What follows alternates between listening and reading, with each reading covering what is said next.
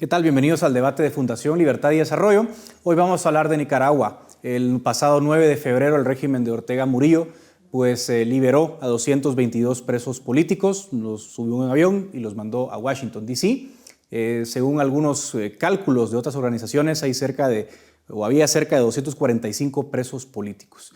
Para entender lo que está pasando, hemos invitado a dos expertos. Desde Roma me acompaña Tiziano Breda. Él es investigador para el Instituto Affari Internazionali, basado en Roma. Y desde San José, Costa Rica, me acompaña Eliseo Núñez. Él es analista político nicaragüense, pero está basado en Costa Rica. Ambos bienvenidos y gracias por aceptar la invitación. Quiero ir directamente contigo, Eliseo, porque obviamente hay un componente humano muy importante. El régimen fue profundamente represivo, tiene presos políticos y en esta ocasión de manera unilateral y en términos no muy claros, pues ha liberado a 222 presos políticos. ¿Cuáles son tus reacciones iniciales, Eliseo? Gracias por este espacio, y creo que para Centroamérica es importantísimo estar al tanto de lo que pasa en Nicaragua, porque si no tomamos las medidas y la sociedad civil no está pendiente de lo que pasa en Nicaragua, puede que se reproduzca el modelo nicaragüense en el resto de la región, y eso es algo que se tiene que evitar. Pues sí, el jueves volaron hacia Washington 222 de 257 presos. Quienes quedaron en Nicaragua son por tres razones distintas. Dos de ellos quedaron por el tema de que no quisieron asumir la expatriación que les ofreció Ortega, en cuenta el obispo Rolando Álvarez, el obispo de Matagalpa. Luego hay 10 personas que el gobierno de Ortega los tiene presos desde antes del 18. Estas 10 personas corresponden a una rebelión de exmiembros del Ejército Popular Sandinista. Entonces el que encabezaba esta rebelión tiene ya más de 10 años de estar preso y lo condenan por delitos que supuestamente comete adentro de la prisión. Es decir, cuando ya tuvo su primera condena cumplida, lo acusaron de haber traficado droga adentro de la prisión y lo volvieron a condenar por otros años más. Y 9 personas del norte del país que están acusados de haber atacado una caravana del gobernante Frente Sandinista en una celebración del 19 de julio. De ahí están, estas son 12 personas, de ahí hay 23 personas que el régimen no reconoce su condición de presos políticos y los acusa de delitos comunes y no los metió en la lista, pero en total son 257. ¿Cómo vimos esto? Pues desde el punto de vista humanitario es un triunfo, independientemente de que la expatriación en sí mismo es un delito de lesa humanidad. Quitarle la patria a alguien que ha nacido en Nicaragua es un absurdo, y los puso en Estados Unidos inicialmente, y esas son, lo que unos dicen, las únicas negociaciones que hubo. Los quería mandar apátridos y Estados Unidos no aceptó eso y tuvieron que darles pasaportes a todos ellos. Y es así que llegan a Estados Unidos con nacionalidad nicaragüense, aunque después el régimen, en cuanto el avión salió del suelo de espacio aéreo nacional, aprobó una serie de leyes para quitarles la condición de nicaragüense, es decir, tampoco cumplió en esta condición que le había puesto los Estados Unidos, que es, entiendo, una de las pocas cosas que se negociaron. Hay una gran cantera de opositores ahí que van a revitalizar la dinámica opositora en el exterior, pero hay que esperar que se readapten. Son prácticamente 2 años que estuvieron desconectados totalmente del mundo, porque parte de la tortura era mantenerlos absolutamente desconectados. Claro. Tiziano, tus primeras reacciones. Tú has estado mucho tiempo en la región centroamericana, conoces bien la región. Ortega, obviamente, en su discurso decía que no fue una negociación, esto fue una decisión unilateral. Pero entendámonos, ¿cómo lees desde tu perspectiva la decisión de Ortega de liberar a los presos políticos? Bueno, lo que es un poco tal vez sorpresivo es el timing, ¿no? El momento en que llega esto sin tener una vinculación muy evidente con algún episodio, pero no es muy sorpresivo la fórmula que Ortega ha adoptado. Efectivamente, ya en noviembre de 2021, en un discurso post-electoral de esas elecciones, donde ya había empezado esta campaña de arrestos masivos a opositores, en víspera de las elecciones, Ortega había sugerido que la única forma para liberarlos, y si esos países que reclamaban por esos presos políticos estuvieran tan interesados por su libertad, pues la única forma sería que se los llevaran, que se los llevaran para Estados Unidos. Entonces, realmente la propuesta, la oferta, si así queremos llamarla, de liberarlos a condición de que vayan por otro país, había llegado hace más de un año.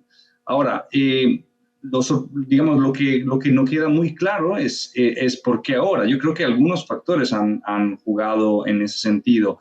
El primero es que, por ser muy brutal, por usar una expresión brutal, los presos políticos habían cumplido su función, entre comillas, en el sentido de que Ortega se había asegurado las elecciones presidenciales de 2021 y las departamentales de 2022. A razón de esto, ya se había asegurado otros 5 años en el poder sin ninguna, básicamente, participación política de fuerzas de oposición. Y por lo tanto, pues el tener a esos representantes en las cárceles pues, tenía menos sentido. Por otro lado, me parece que llegamos de un encuentro internacional relevante, que fue la CELAC en Buenos Aires, donde Ortega se dio cuenta que no solamente pues, esta crítica, esta demanda internacional de liberación de presos políticos venía de Estados Unidos, países europeos y afines, sino de número creciente de países latinoamericanos que recientemente habían tenido una transición hacia gobiernos, pues en principio ideológicamente más cercanos, entonces percibidos como aliados naturales, pero que en cambio habían condenado abiertamente la situación en Nicaragua. Me refiero sobre todo a Chile, pero ha habido intentos de acercamiento de Colombia. Lula también en Brasil pues se ha evitado referirse de manera cercana a Ortega, básicamente, ha tomado cierta distancia. Entonces, creo que esto también en el contexto internacional puede haber jugado un papel.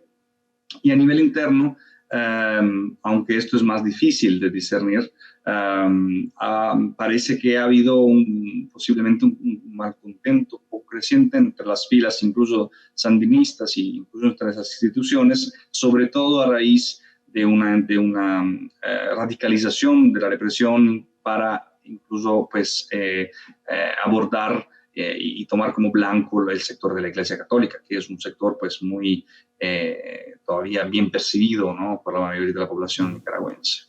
Ahora, Eliseo, yo escuchaba en la prensa internacional la entrevista que concedieron algunos presos políticos, Félix Maradiaga, Juan Sebastián Chamorro, y contaban que las condiciones de la reclusión eran realmente muy duras, ¿no? Recluidos en celdas muy pequeñas, les prohibían hablar entre ellos, no les daban acceso ni siquiera a libros, eran condiciones realmente deplorables. ¿Cómo queda la oposición después de un castigo tan brutal, de una represión tan bestial como la que estamos viendo? ¿Cuál es la sensación que se tiene? ¿Cómo crees que se toma esto a lo interno del país?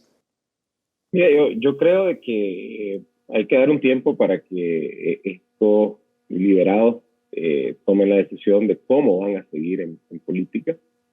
La oposición, en términos generales, creo que va a tener mucho más voceros y depende del trabajo que hagamos, esto va a abonar a un solo discurso y no a la dispersión que pudiera ser la contracara de cómo se toma lo interno del país. Yo hablaba con alguien ayer al interior y dice, hay un respiro que lo llevamos dentro y lo llevamos dentro porque si lo comentamos con alguien más, la sensación es de que cualquier cosa que haga te vuela en la cabeza.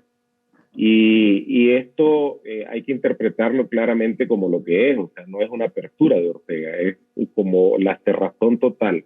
Agarro a los que tengo presos por los que ustedes me estaban presionando, los saco fuera del país y cierro totalmente el país a cualquier tipo de crítica que me hagan internamente. No hay que perder de vista que Ortega lo que tiene en mente es la sucesión familiar. Y esto lo venía trabajando desde antes del 18. El 18 se lo interrumpió, él volvió a recomendarse y ahora sigue con la sucesión familiar. La única duda es que si va a ser Rosario o directamente uno de los hijos, pero ya no hay duda de que va a ser una sucesión familiar la que está buscando. Y todas estas cosas se enmarcan en eso. Además de lo que decía Tiziano sobre en qué se enmarca la liberación y los por qué, hay una cosa adicional. Él está apostando, o estaba apostando con esta jugada porque le salió mal, y ya les voy a comentar por qué creo que eso es así, a que Nicaragua se subsumiera en el olvido total una vez que sacara los presos. Los presos eran el problema, los pone afuera y simplemente en los demás temas de Nicaragua comienza a trabajarse para que sean tratados como temas internos que tienen que ver con soberanía, con leyes internas. Le sale mal porque el obispo Álvarez no se acoge a esta jugada y queda adentro, y él reacciona furibundamente, estableciéndole una condena de 26 años, mandándolo a lo que se conoce como el infiernillo, que es una cárcel que está forrada de láminas de zinc y está en pleno patio en Tipitapa, donde las temperaturas pueden llegar en esta época del año a 36, 38 grados centígrados y que vienen empeorando. Es decir, si el obispo se mantiene ahí para Semana Santa, donde la temperatura va a superar los 40 grados centígrados, su vida va a estar en riesgo. Entonces, esa reacción furibunda de Ortega es porque esa jugada de que Nicaragua se olvidara, se la rompió el obispo Álvarez, y él lo que está haciendo ahora es vengándose de eso. Ahora, Tiziano, hay que interpretar también, por ejemplo, la comunicación del gobierno de Biden, de la administración Biden, tomando en cuenta que sí, obviamente estamos muy contentos con la liberación de los presos, pero a ver, la pérdida de nacionalidad es un crimen de lesa humanidad, como ya lo decía Eliseo. Fue muy cuidadosa la administración de no romper puentes. ¿Cómo leíste en todo caso la reacción de Washington, de cuidar también su comunicación? ¿Qué estarán pensando, qué estarán tomando en cuenta? Bueno, seguramente ha habido un cambio en la administración Biden en cómo se relaciona a los países de la región que tienen problemáticas relacionadas con la democracia, en particular con Venezuela, Cuba y Nicaragua. Desde este lenguaje como de guerra, básicamente, ¿no? De la troika, de la tiranía y todo eso, pues se ha pasado a una denuncia firme de lo que está ocurriendo, a la continuación de medidas de sanción, pero también se ha intentado acercarse para buscar mantener abiertos canales de comunicación y incluso intentando dar ciertas concesiones por sí limitadas en estos contextos. Entonces yo creo que efectivamente el intento de la administración Biden, a pesar de que tiene un medio sabor amargo esta medida de liberación, porque viene acompañada por esta otra medida pues inhumana, ¿no? de deshumanización de los presos al quitarles la ciudadanía.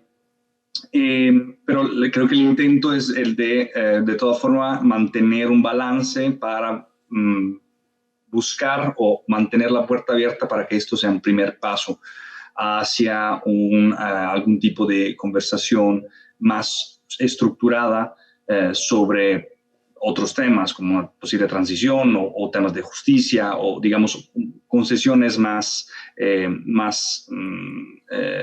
consistentes de parte del gobierno en un segundo momento. Como bien decía Eliseo, de todos modos, yo creo que en realidad Ortega ha dejado claro que en realidad estos próximos pasos no se van a dar, o por lo menos no se van a dar fácilmente hasta que se sienten la obligación de hacerlo por contextos de presión internacional, situación económica, o la evolución de otras situaciones, como en Cuba, en Venezuela o en otro lado, porque ha dejado claro que sí, que esta liberación es poco fin en sí mismo, hasta ahí llega, y cómo ha vaciado o por lo menos ha consistentemente reducido el número de presos políticos en las cárceles, pues así puede volver a llenarlas, o por lo menos puede seguir expulsando a cualquier crítico. Vimos que hoy, por ejemplo, fue expulsado, o ayer, otro cura,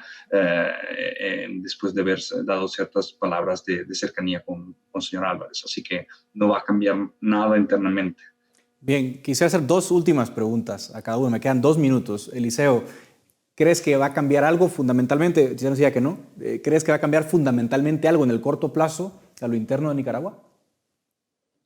No, en el corto plazo no. Sin embargo, una de las cosas que quedó demostrado con esto es que las presiones, aunque no en los tiempos que todos deseáramos, funcionan. Las presiones diplomáticas, el aislamiento y el modelo de soft power que se está siguiendo funcionó. Ortega sintió la presión y tuvo que ceder, aunque sea la única concesión, y estoy de acuerdo con Tiziano, no hay más para allá ahorita, pero si las presiones continúan, yo creo que podemos encontrar un camino y sería un triunfo para Nicaragua, porque sería por primera vez un camino alternativo al camino del conflicto armado, que es el que Nicaragua siempre ha encontrado para salir de los dictadores. En 60 segundos, Tiziano, te pregunto a ti, un poco hacia afuera. ¿Crees que va a cambiar algo fundamental desde la comunidad internacional hacia Nicaragua? Yo creo que la imagen de Ortega no va a cambiar mucho. Lo que va a cambiar es un poco el argumento retórico que Ortega puede utilizar para rechazar las críticas, en el sentido de que efectivamente ya no hay por lo menos la misma cantidad de presos políticos, no hay la misma publicidad de las figuras que estaban detenidas en Nicaragua. Por lo tanto, creo que habrá un rechazo aún mayor, posiblemente, si de Chile, de Estados Unidos, de la Unión Europea, llegaran otras declaraciones de demandas de liberación de presos políticos y de denuncia de esta práctica en Nicaragua. Entonces, me temo que podría llegar incluso una radicalización aún mayor, un rechazo aún mayor frente a las críticas internacionales. Pero justamente, como decía Eliseo, esta es una oportunidad para la oposición de reagruparse, de encontrar en algunas de sus figuras más prominentes la posibilidad de tener una imagen, ¿no? Y de crear un sentimiento, incluso de galvanizar, ¿no? la situación interna en Nicaragua, donde el miedo por ahora claramente ha prevalecido, pero también puede dar la posibilidad de que en coordinación con actores internacionales pues, se coordine un intento de acercamiento más estructurado a través de presión, a través de diálogo, para intentar facilitar una solución negociada a la situación en Nicaragua. Pues como centroamericano me solidarizo con lo que pasa en Nicaragua, lo siento muy cerca, me alegro mucho por los 222 presos que han sido liberados, repudio el acto de lesa humanidad de retirar su nacionalidad y estaremos pendientes de lo que siga pasando en Nicaragua. Muchísimas gracias a Tiziano Breda desde Roma y gracias a Eliseo Núñez desde San José, Costa Rica. Hasta aquí llega el debate en Fundación Libertad y Desarrollo.